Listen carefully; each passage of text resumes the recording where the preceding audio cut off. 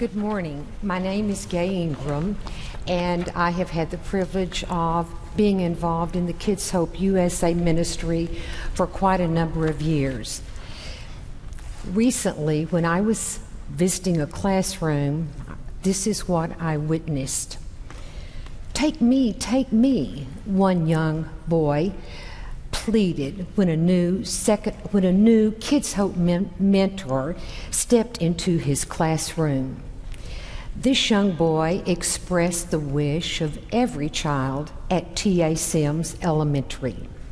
And, as is the custom of our amazing congregation, many members have responded by sharing their gift of time 1 hour a week and their gift of love and prayer daily to help and to love a child. While we will never know the full extent of our efforts, we have 8 years of proof that our friendship with these endearing children has made a difference. We invite you to stop by the garden, the Kids Hope table in the garden, to learn more about how you can make a difference too. Now, Fred Cantu, longtime devoted mentor, is going to tell you how taking a child at T.A. Sims has impacted his life.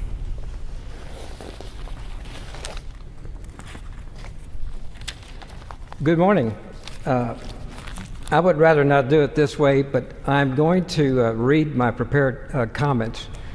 First, to stay on point, but more importantly, to stay on time. My Tuesday morning brothers know that I could just go on and on and on. So with your permission, I have been a member of First Church for slightly over 20 years. It has been the best part of my adult life.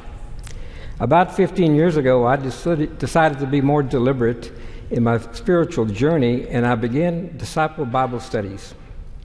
I have continued this practice and enjoy a variety of Christ-centered studies, including a newfound interest in reading Christian literature. I have learned much in this process, especially what it is that Jesus Christ wants from me. He wants me not to say no when it comes to serving him. He wants me to go out and be one of his disciples in the world. And so I began to be involved in more church activities and functions. 8 years ago, I was helping some first church volunteers to transport Christmas gifts from our giving tree to T.A. Sims Elementary in the southeast part of Fort Worth. Once there, I lingered for a while and enjoyed watching Mr. and Mrs. Santa Claus distribute these gifts one at a time by name to these less fortunate children. It was during a quiet time between classes that Nancy Tully approached me for small talk. She gently nudged me by asking me if I would consider becoming involved in Kids Hope as a mentor. Well, of course. My first instinct was to say no. What is it about the human condition that makes us so reluctant to do good for other people? The first thing that quickly occurred to me is I'm not qualified to be a mentor, whatever that is. This is the response that met God when he called on Moses and Jonah and many of the Old Testament superstars. Jesus also met this resistance from his New Testament disciples at first glance. But you see, God and Christ and the Holy Spirit don't ask us to do something that they wouldn't do themselves.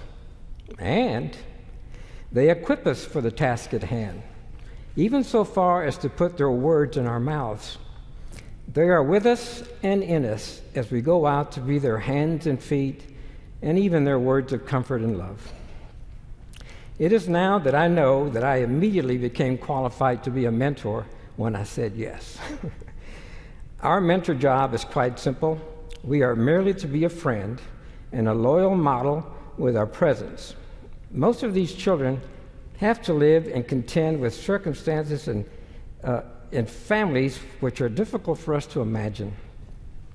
With quiet, tender, undivided attention for a short time, these children light up and begin to feel special, that somebody cares about them. I have been privileged to meet and know first Jose and Juan and Ramon, and now finally Hector for a period of about 7 years, a continuous period of 7 years. 2 years ago, when I first became a partner with Hector, his second grade teacher took me aside one day and told me that Hector had confided to her that he had never known a man like me. She quickly added that that was a positive comment. I was speechless. That does not happen to me very often. I'm not that good. Just ask my wife. She'll be happy to agree with me about that. But I realized then that I become a different person than the one that lives in my head from time to time when I am being God's representative to one of his children in need. What an affirmation. I look forward to my 8th year soon at T.A. Sims. I will pick up with my little friend Hector, who I last saw at School's End in May. I will be happy to see him, and I'm sure that he will be excited to see me. Why don't you come out and try Kids Hope? You'll probably like it.